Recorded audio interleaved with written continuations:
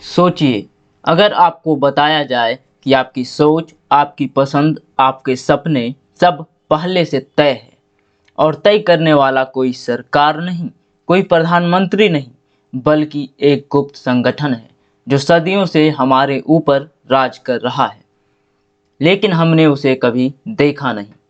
Cut facts में आज हम बात कर रहे हैं इल्यूमिनाटी की, एक ऐसा संगठन जिसे ना कोई संसद जानती है, ना कोई संविधान, लेकिन शायद वही इस दुनिया का असली मालिक है। मैं हूं आपका होस्ट अविनाश वाल्टन और आप सुन रहे हैं कट फैक्ट्स, जहां हम लाते हैं वो बातें जिनके पीछे छुपे होते हैं असली कट और गहरे फैक्ट्स।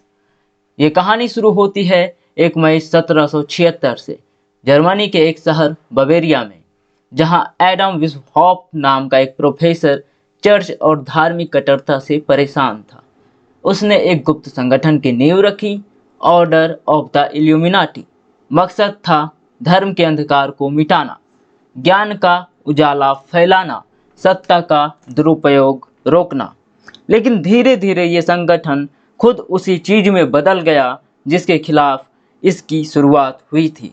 जैसे जैसे सदस्य बढ़ते गए, इसने कई देशों के राजाओं, विद्वानों और फ्रीमेसन्स को अपने नेटवर्क में जोड़ा और एक दिन यह गायब हो गया।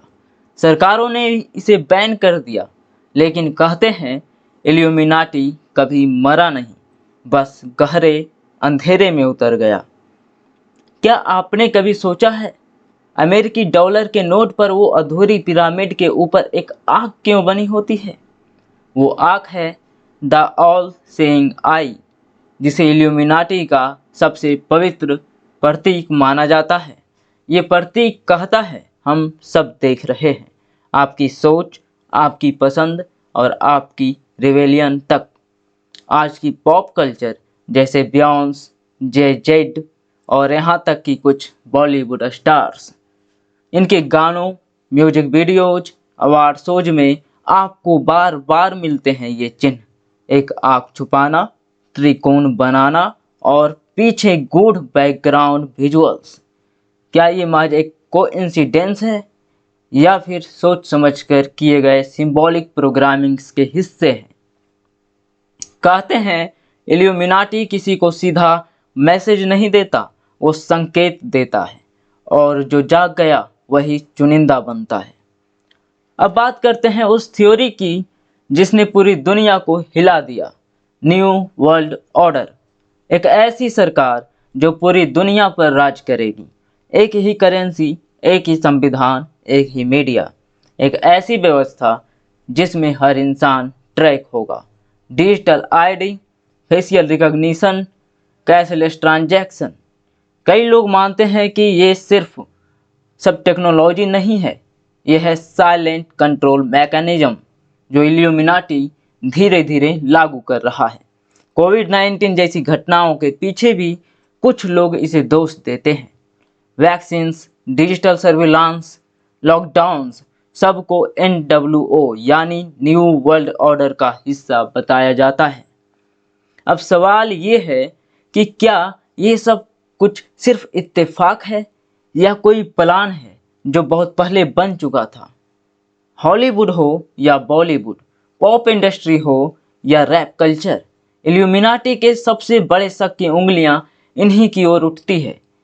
रिहाना, काइने वेस्ट, लेडी गागा, इमेनम, इनके गानों में बार बार इल्यूमिनाटी सिंबल्स देखने को मिलते हैं, और जो इनसे बाहर निकलना चाहे वो या तो पागल करार दिया जाता है या फिर उसका करियर खत्म हो जाता है। माइकल जैक्सन ने अपने आखिरी इंटरव्यू में कहा था, there is a conspiracy against me, और फिर उनकी रहस्यमयी मौत। इसे कहते हैं सिस्टम के खिलाफ जाने का अंजाम। क्या स्टार्स सच में अपनी आत्मा बेचते हैं इल्यूमिनाटी को? क्या नाम और शोहरत की कीमत इतनी भारी होती है? अब सबसे बड़ा सवाल, क्या इल्यूमिनाटी सच में अभी भी है? कुछ कहते हैं ये सिर्फ थ्योरी है जो इंटरनेट और फिल्मों ने फैलाया है, लेकिन कुछ कहते हैं जो सबसे ज़्यादा छुपाया जाए वो ही सबसे बड़ा सच होता है। शायद हम सब एक ऐसी दुनिया में रह रहे हैं जहां आज़ादी का भ्रम है, लेकिन सब कुछ कंट्रोल किया जा रहा है।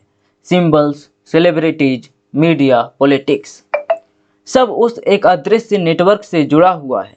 और तब जब भी कोई बहुत पास आता है उस सच के, तो या तो उसे पागल बना दिया जाता है या खामोश। तो दोस्तों, क्या इल्यूमिनाटी सच में है?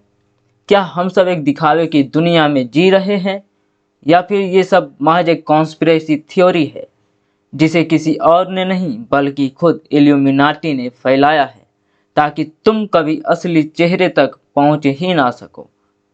सोचिए, महसूस कीजिए, जागिए, क्योंकि जब भी आप कट फैक्ट सुनते हैं, आप एक नई सोच के दरवाजे पर होते हैं। मैं था विनाश वाल्टन। मिलते हैं अगले एपिसोड में एक और सच के कट के साथ। तब तक याद रखिए, जो दिखता है वो हमेशा सच नहीं होता, और जो छुपा है वही शायद सबसे खतरनाक होता है। जय हिंद।